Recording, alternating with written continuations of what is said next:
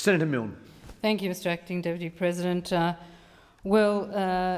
This debate is not about sensible, sound, evidence-based policy.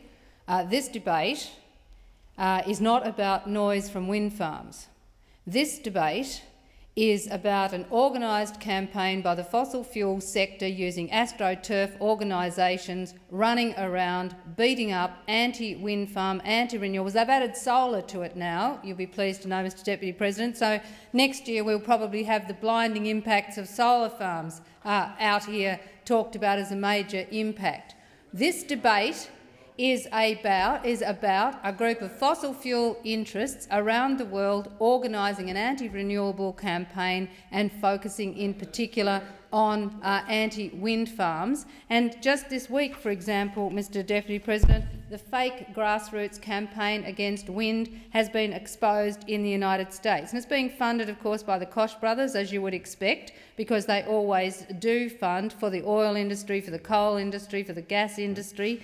And they have, it's been exposed, the whole tactic of what you do to get stuck into renewable energy, because the fossil fuel sector knows that the renewables are coming on at scale and are challenging the base of the fossil fuel sector. That's what this debate is about. It's got nothing to do with noise from wind farms. Now, let me tell you some of the strategies that have been revealed with this leaked strategy from the fake grassroots campaign. And of course it's associated with the Heartland Foundation, and the Heartland Foundation is associated with the American Legislative Exchange Council, and our very own Senator Bernardi is the Australian representative of the American Legislative Exchange Council, and their job is to bring up template legislation to put into state legislatures around the world to do away with anything that the fossil fuel industry doesn't want. And they're bringing in template legislation around the United States to do away with renewable energy. So no doubt Senator Bernardi will be right across this fake grassroots campaign against wind,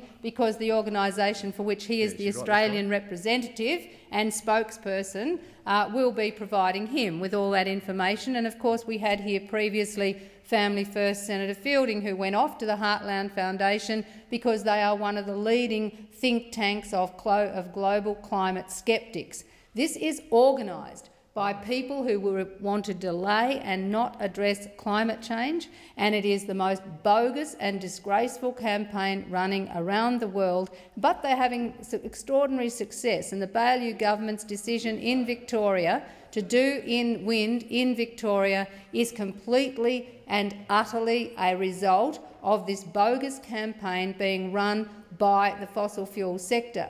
Now, I am actually terrified when I hear Senator Birmingham giving the Waubra Foundation equal status with the scientists. Can you believe it? In this place, the coalition actually standing there saying a balanced debate with the Waubra Foundation on one hand and others on the other. Well, it's not a balanced debate, Mr Acting Deputy President. Order. Let me... Order. Senator Milne. Order. Senator Birmingham. Leading the Senate in that regard. If she looks back at the comments, she will see I mentioned the Waubra Foundation and the Clean Energy Council in the same sentence. I never suggested equal billing for either organisation with the scientists who should undertake the research.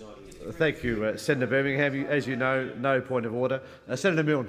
Thank you, Mr Acting Deputy President. Well, let me tell you about the Waubra Foundation, because back in 2009, Waubra hit the news when powerful forces linked to mining interests and Australia's climate sceptic factory, the Institute of Public Affairs, which is in turn linked to the Liberal Party, used what was then the largest wind farm in the Southern Hemisphere as an easy target for their anti-wind scare campaign, and they established the Waubra Foundation. Now, that Waubra Foundation was set up by Mr Mitchell, and he, of course, is part of the Landscape Guardians. He is also, of course, the director or has an investment company, Lowell Resources Funds Management Limited, which lists coal in various forms as the standout investment performer, and they share the same address, a PO box in South Melbourne, with the Waubra Foundation. So we've got here, it's obvious. You just go to astroturfing, have a look at the connections, see where they come together, and you get exactly what you have here, and that is a campaign to do in renewable energy, in particular wind. So let's get to some of the so-called health impacts, and let's get to supposedly the spokespeople for wind turbine syndrome, and of course the qualifications of the spokespeople were exaggerated, I have to say. Sorry. Spokespeople were exaggerated and have been forced to be corrected because there is no research science behind the spokesperson for the Warbra Foundation in terms of any serious background from Dr. Laurie in terms of acoustics and so on. But the issue here is that there are all these allegations about wind turbine sickness and syndrome. Well, let me tell you about some of the things. There are meant to be 222, Mr Acting Deputy President, separate health diseases and symptoms as a result of wind farms. Let me tell you what some of them are, Mr Acting Deputy President. So we have had the following. These are the diseases and symptoms experienced by people and animals as a result of wind farms. Dental infections, feet sores, and they wouldn't heal till they moved out of the house, kidney damage, leukemia, skin and lung cancer, nausea, children losing interest in school and refusing to go to school, spontaneous abortions by horses, chickens, and chickens laying yolkless eggs, peacock mating problems, earthworms abandoning the properties, and the sudden death of 400 goats. Now, come on. Come on, we've just heard Senator Birmingham telling us we should be taking this seriously and we should equally weigh up the claims of the Warbra Foundation and so on. The science community is out there saying this is ridiculous, and the scientists concerned have said that what with wind farm syndrome is actually psychogenic condition, that people are told that they're going to be sick, and if they don't have a financial interest in the wind farm, then suddenly they get sick. But isn't it interesting that where people have a financial interest in the wind farm, whether it's been lease arrangement or whether there's been a joint venture, those people don't get sick. Now, I find that an extraordinary thing. If you've got a financial interest, you don't get sick. If you just don't like looking at it and you haven't got any money in it, and you might have a resource, a fossil fuel industry, well, then it's a different thing. Now, the other thing that's fascinating is we hear Senator Birmingham terribly worried about setbacks for wind farms. Well, what about coal seam gas? And I'm going to come to that because he was suggesting that there is some equivalence between wind farms and coal seam gas. Well, let me tell Senator Birmingham, coal seam gas actually requires a physical intervention which results in gas coming up and fugitive emissions which are going to atmosphere, which are methane emissions, which are driving climate change. They are scientific facts, evidence-based facts. There is no equivalence whatsoever to suggest you're going to look at these two things as if they are somehow equivalent. That is a load of nonsense. And the other thing, Mr Acting Deputy President, there are thousands of wind turbines in Germany, in Denmark and in Spain. But those people haven't got wind turbine syndrome. How is it possible that the Germans, the Danes and the Spaniards don't get sick, but people in North America or Australia get sick? How is that possible? Well, there's a lot to suggest that actually there is no such thing as these illnesses other than psychosomatic, because what we're getting is a whole lot of the literature, this bogus literature which is not peer-reviewed. It's all written in English, overwhelmingly, and so it's not until you read about it in English, apparently, that you get sick, and so the Spanish, the Germans and the Danes don't get sick at all. But where is the concern by coal dust and particulate matter from coal mines, which is causing illnesses, which again is evidence-based and documented? Nobody, it seems, in the coalition is the least bit concerned about the real health impacts that are already occurring as a result of expanded coal mining, coal seam gas and the like.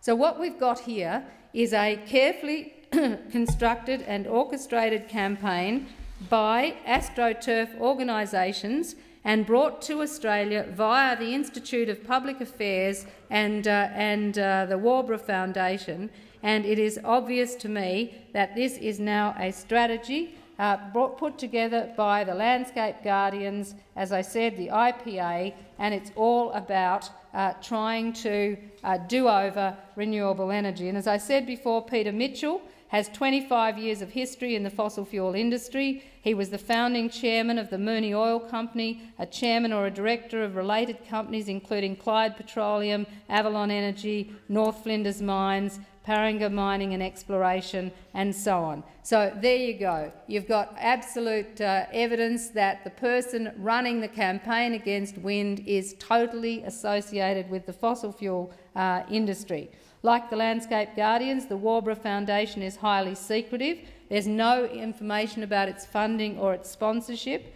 The audited financial statements of the Landscape Guardians contain no expenditure, but money seems to be no object to them. They've got full-time campaigners, an advertising budget, travelling expenses, a media monitoring service, and yet they have no expenditure in terms of their audited financial statements. So how is it so? How is it so? Now, Professor Simon Chapman notes, most wind farms around the world and in Australia have no history of complaints, and most of those which do have seen the local area targeted by external anti-wind farm activists who spread panic and tell frightened locals to report anything they might experience to their doctor.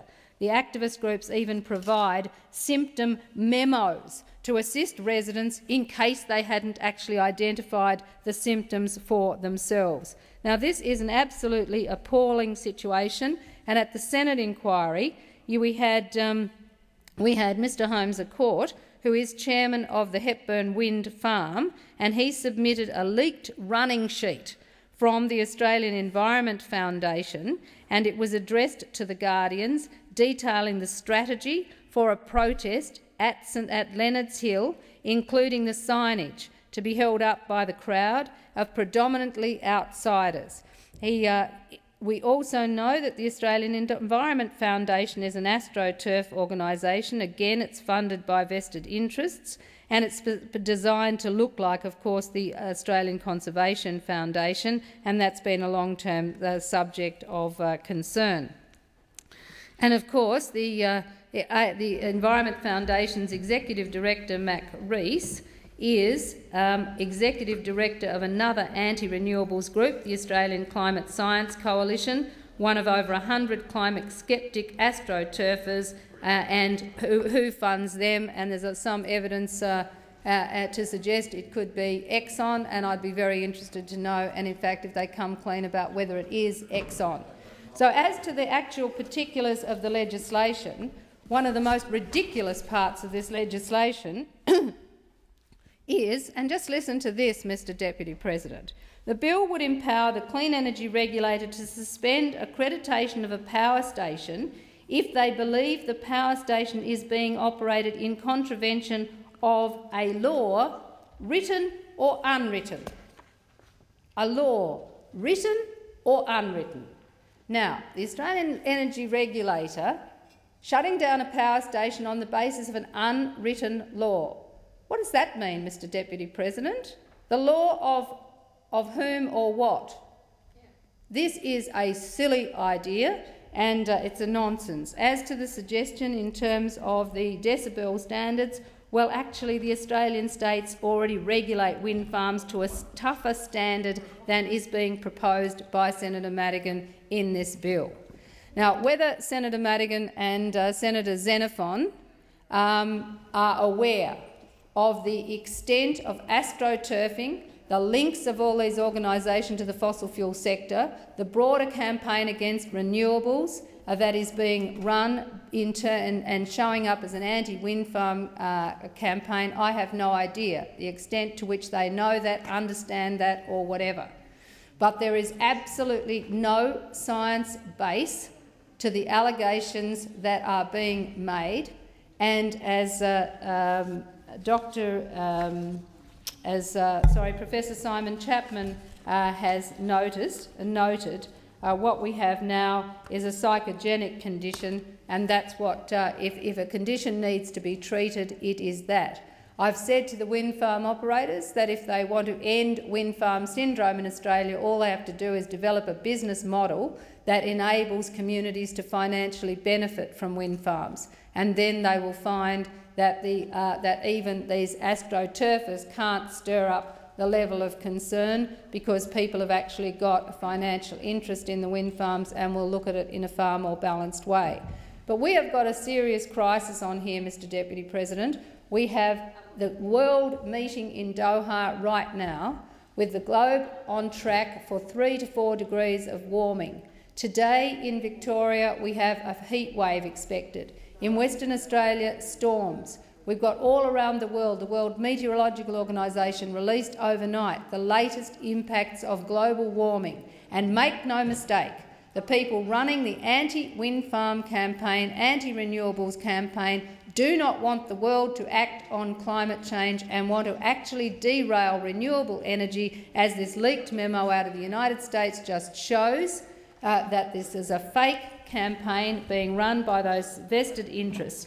And the tactics they are suggesting are partnering with think tanks across the political spectrum, such as the Brookings Institute, the Cato Institute, the Heartland Institute, ALEC, and, as I said, no doubt the IPA is up to their necks in it as well. It's to encourage critical thinking from members and the public about renewables, to recruit volunteers without establishing a formal national organisation, using them as lobbying people to lawmakers, and getting out in strong public relations, and collaborating with like-minded groups such as Tea Party activists and the like.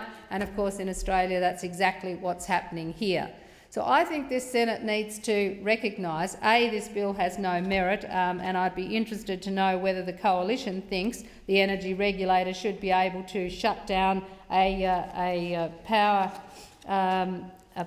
generator on the basis of laws written or unwritten. But we have a bill which the committee found comprehensively ought not to be passed, and the committee obviously rejected the voodoo science that is being put forward in many of these cases. And as I said, 222 separate health diseases and symptoms supposedly experienced by people as a result of wind farms for which there is no substance. But the bigger issue here is, if we are to actually try to constrain global warming to less than 2 degrees, we have to get to 100% renewables as quickly as possible. We need appropriate planning laws, there is no doubt about that. But what we don't need is astroturf organisations which are driving fear into communities, actually fake fear, bringing in people from outside in order to frighten communities to try and knock over wind farms because they interfere with the vested interests of the fossil fuel sector. That is what we're going on here, and I'm not surprised, of course, when you've got the IPA linked to Heartland and the other organisations in the US. Senator Bernardi is spokesperson for the American Legislative Exchange Council, the Liberal Party's connections to the Institute of Public Affairs. No wonder we've got all this happening in Australia, but it is part of climate scepticism, climate denial, or reality of climate change and a deliberate strategy to do over renewable energy. And I don't think this Senate should have any part of it.